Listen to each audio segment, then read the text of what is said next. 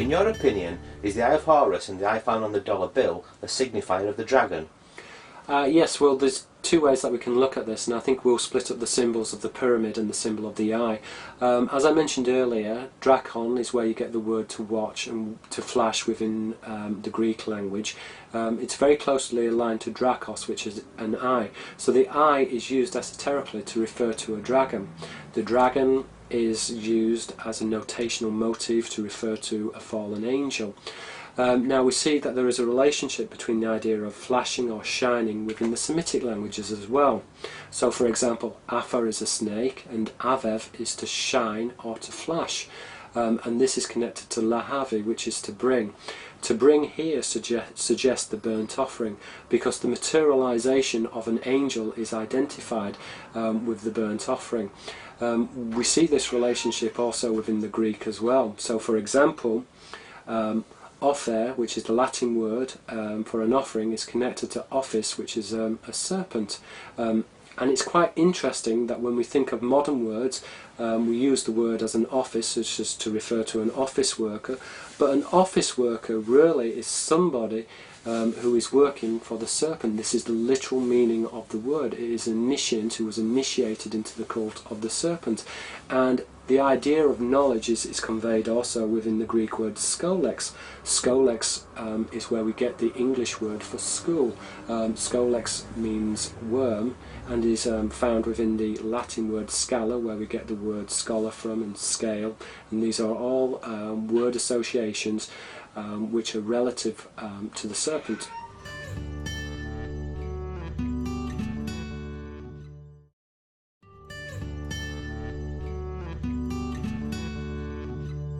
In your book you appear to form a link between Horus, symbolised as the eye, the dragon and the owl. Could you further explain the link between the eye and the worship of the Canaanite deity Moloch? Okay, well, we see some simple analogies or relationships between Horus, which is represented as a hawk. Now the hawk principally is a watcher, and this is why the worship of the hawk is connected to the dragon. We see a similar idea also conveyed with the angel Moloch. The owl again is depicted as a watcher, and so is very much connected to the worship of the dragon. When we look at the etymologies of Moloch, we see a very close relationship to the angel cults as well. So for example, in the Arabic or in the Hebrew, Malak is an angel and is synonymous with the Canaanite deity Moloch, which is the Canaanite goddess represented as the horned owl. Now Malak, an angel, is connected to Melech, which means a king. So we see that there is a relationship between the angelic bloodline, which is rendered as Melech, and Malik, which also means a lord, and Malak, which is an angel. Now, it's very important to emphasize here that these angel cults within the ancient world, and by implication also within the modern world also, was connected to human sacrifice. So for example, in the Arabic, Mahlik is a danger spot or a place of danger, and is connected to Moloch, which means to destroy or fatal. And as we mentioned earlier, this is very, very closely related to Malek, a king, Malek, a lord, and Melech, a king. We find this similar idea or wordplay contained within the English as well. So for example, in English we have the word highness, which refers to the monarch, monarchos, one ruler, is punned with the word heinous, which details or describes a terrible crime. So these wordplays keep on repeating, and are motifs which repeat not just through one language but repeat universally throughout many different languages. And I'm sure if you looked in the Chinese and in the Japanese, you would find the same signifiers.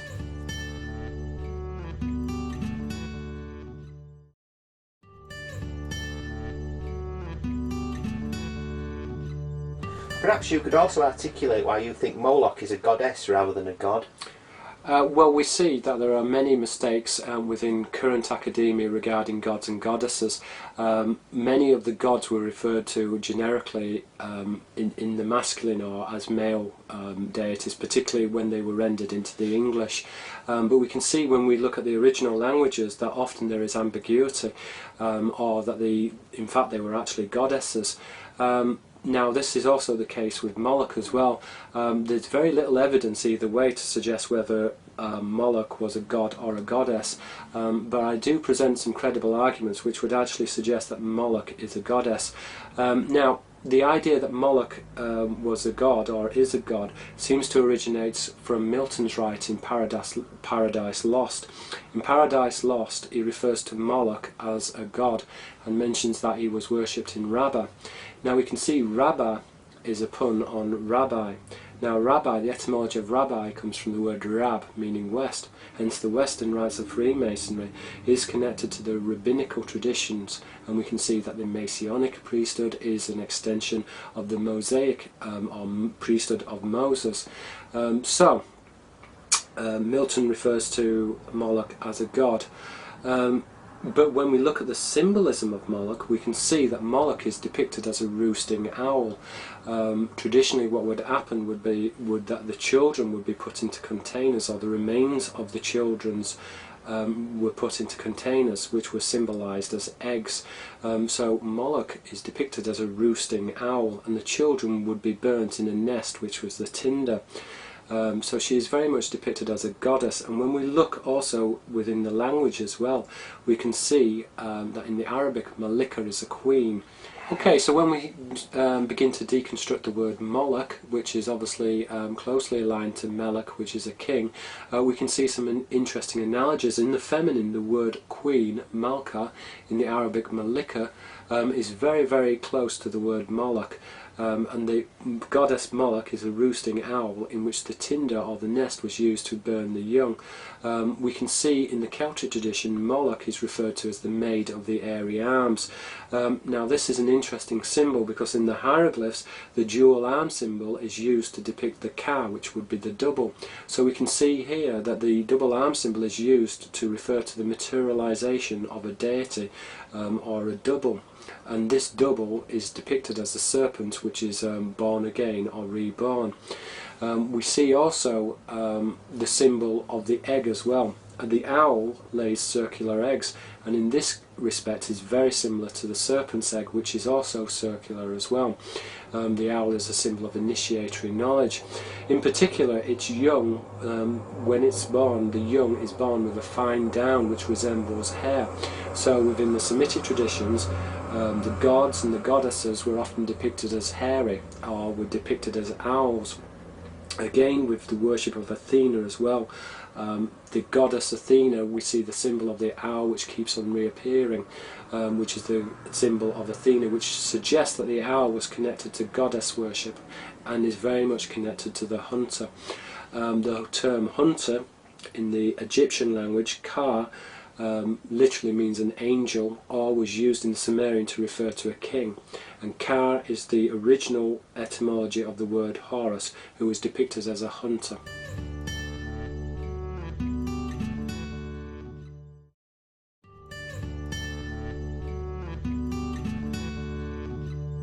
Another big theme in your book, The Murder of Reality, is that the angel is a sailor.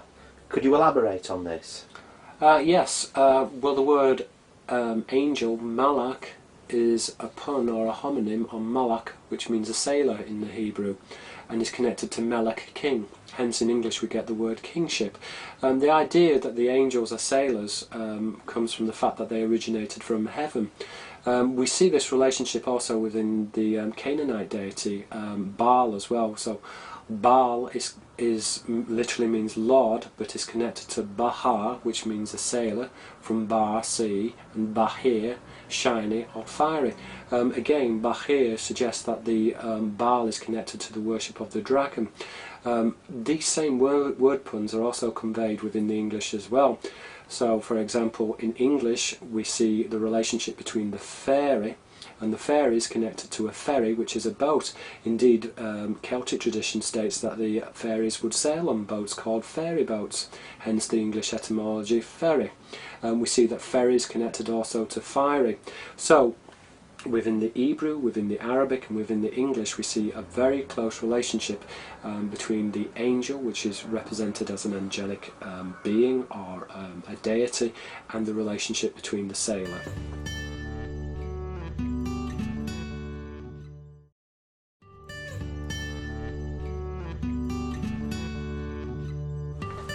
Before we move on, can you outline the link between the angelic sailor in relation to the church and government?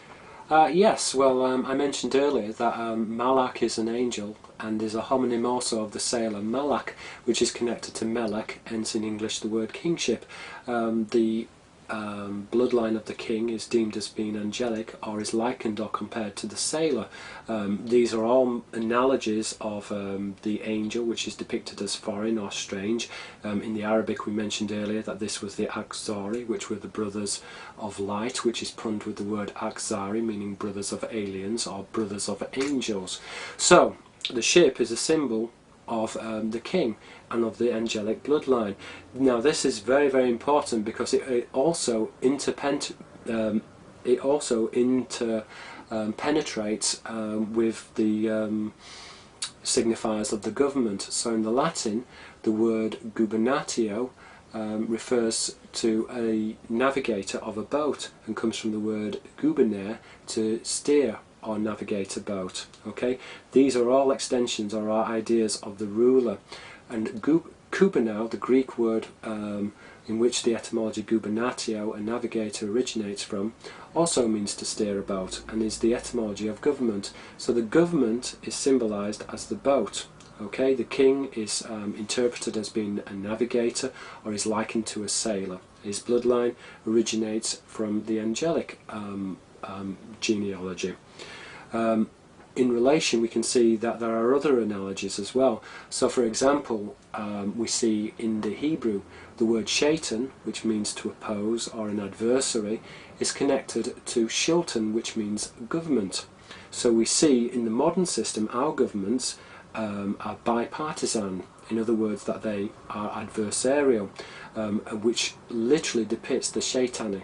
So we see a connection there between the Shatani bloodline, which is depicted as adversarial, which is the fallen bloodline, which is symbolized as the boat, which interconnects with the government. The same wordplays are found also within the Greek as well. Diabolos, the devil, in the Greek is punned with diabul through the senate. The word bool means senate. Bool is very closely related to the word Baal, meaning a lord, the Canaanite deity Baal, and again is an etymology analogous to Bachar, meaning a sailor. So within the Greek, within the Hebrew, and also within the British system as well of the dual house of the upper and lower house, we see that the government is principally a means of opposition. It is based on an adversarial party which encodes the Shatani bloodlines, which in the original Hebrew, Shilton government is connected to the Shatani bloodlines and to the bloodline of the king, which is rendered as the Sultan.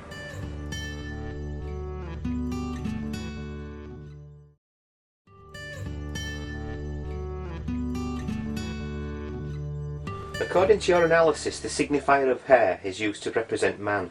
Can you explain further? I think first of all what we'll do is we'll go back and we'll look at the word parliament. Parler is obviously from the French word parler, to speak. Now parler is punned with paro, which means pharaoh, which was the Semitic word for a pharaoh. We see that this originates from pala, the Sanskrit word for a king. Now the relationship between the king and the talker is analogous, as we mentioned earlier, to the messenger or the angel. So within the Syrian language, haka is the verb to talk and is related to hakim, a king. He is depicted as Akan, a serpent. Now the serpent is usually combined with hair. Hair is a signifier of man and is very much connected to signifiers of the mammal. So menstrual blood, hair, are used to represent the bloodline of man, whereas the serpent or the reptile is used to represent the angelic bloodline, which is deemed as being separate from man, which is seen as being different, as being foreign, as being strange. These are all words which are used to describe the angelic bloodline. Now, in the Latin, the word commons, we obviously think of it as just ordinary or normal, you know, a normal or a common man. But the word commons actually refers to the Latin word which means hair, and hair is used to signify man. So the lower house is used to represent man, which is signified by hair, which is a commons. In the Latin, the lower house, the representation of the lower house was referred to as plebis, or the plebeians. This literally means common or vulgar. Now within the Arabic we see that there is also an analogy there with hair as well.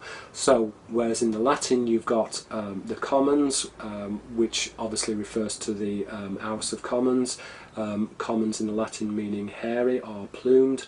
In the Arabic you get the word sia, which is politics, and sia, which is party, and siyasa, which is politics. And you see that this is connected to the Shia, which is the Islamic political faction, the Shia party. Now, Shia is connected to Shah, meaning hair. Again, hair is referential to man or to the lower house.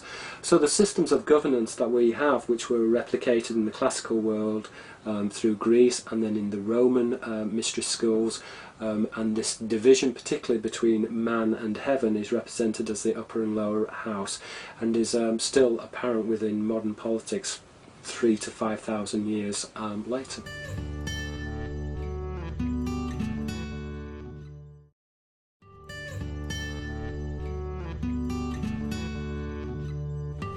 Could you explain a little about the host and the relationship to the Pleiades and the priesthood? The Arabic word for host is, well, there are various words. There's the Sabaoth, or there is the Saba. The two words are very closely aligned. Saba, which is the host, is connected to the word Sabaka, which means the morning star. So instantly we see that there's a relationship between the host and between the morning star. As I mentioned earlier, the morning star is Venus. The morning star which rises is connected to the dog barking, which is connected to Sirius. There are other allusions as well, because we also see a relationship with the Pleiades as well, and this is where we need to go back into the Arabic and to look at what the words actually mean. So Egyptologists render the word Saba, they render it as a star, but we can see that the word means Saba, which means morning. It also is used as a homonym to refer to the word seven. So we are referring to the morning star, but we're also referring to the word seven, which is connected to the seven stars understood as the Pleiades. So the host in this context is connected to the Pleiades. So we can see here that we are dealing not with just one set of deities, but we are actually dealing with a number of different deities. Their origins come from different star systems, which are connected to symbols identified both with the human being and also with the dragon as well.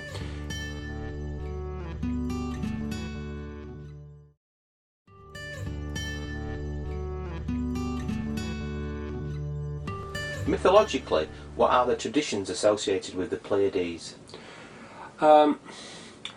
Well, the word Pleiades is thought to originate from the goddess Pleione. Pleione's root originates from plain, which means to sail. We get the expression in the English language, plain sailing. This is a pun on the Greek plain to sail. So we can see here again that the star system, the Pleiades, is aligned to the sailor. The sailor, as we talked about earlier, is an extension of the idea of the angel, the angelic sailor or mariner. So this is another set of deities which is identified with a sailor. Now in the Greek traditions we have Electra. She was the daughter of Pleione. Now she was discredited and she married a human being. According to the Greeks, this was the reason why you could not actually see the seventh star. So the seventh star is veiled. Now we can see within Judaic symbolism, the menorah symbolises the 7 stars of the Pleiades. We can see also the word menorah is punned with the Greek word menorrhea, meaning menstruation, and Electra, her namesake, is very much connected to the menstrual blood and referred to in esoteric circles as the Firestar.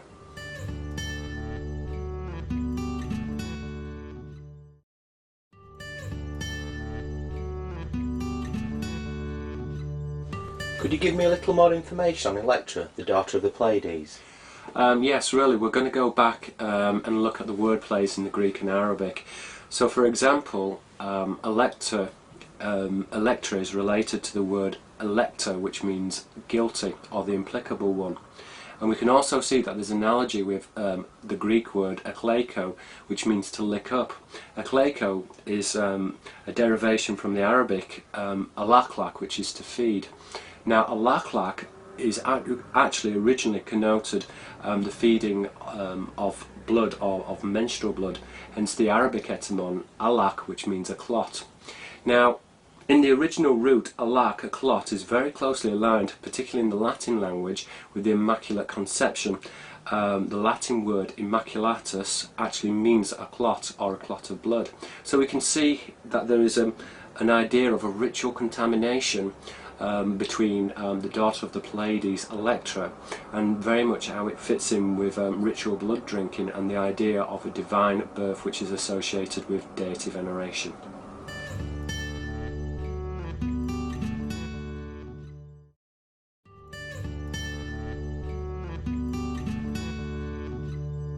Are there any other examples of how the Pleiades fits into the symbolism of the ancient world? Yes. As we talked about before, the word Saba means a star, or is interpreted by the Egyptologists to mean a star. It has the additional meaning, Saba has the additional meaning of 7. 7 is connected to the 7 stars of the Pleiades. Now there's a very close relationship between the priesthood as well, because a priest in the Arabic is referred to as Saba or Sabi. This obviously implies an illuminated priesthood, hence the relationship between the star. So the 7 stars indicate the Pleiades. This in itself is aligned with the menorah. As we showed before, there was a relationship between the menorah and the menorrhea, which is the menstrual blood. In addition, in the Hebrew, we have the pun menorah. Min means sex, nora is horrible or terrible. So, menorah is terrible sex.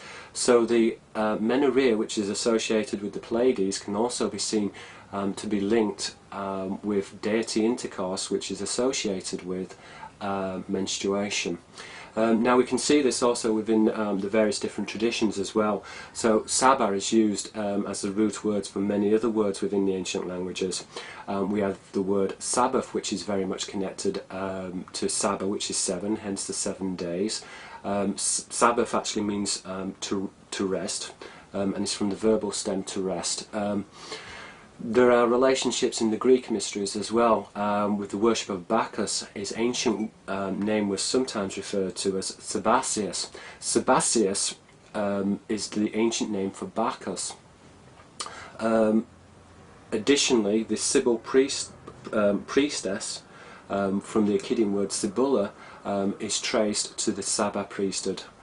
So we can see that there's a relationship between Saba, a priest, in the Greek traditions, the Sibyl, her descendant Sulbi, descended from, is connected to, in the Arabic, Saba, a priest, or Sabi, a child. So there is a very close relationship here, and the priests themselves would represent themselves as children, or they would represent themselves as illuminated. And this is a very common signifier found within the ancient mystery traditions of initiation or knowledge, which is associated both with a child, in other words of learning, but also with enlightened knowledge, which is identified with the shining ones or the enlightened ones, which in the original context would imply a dragon.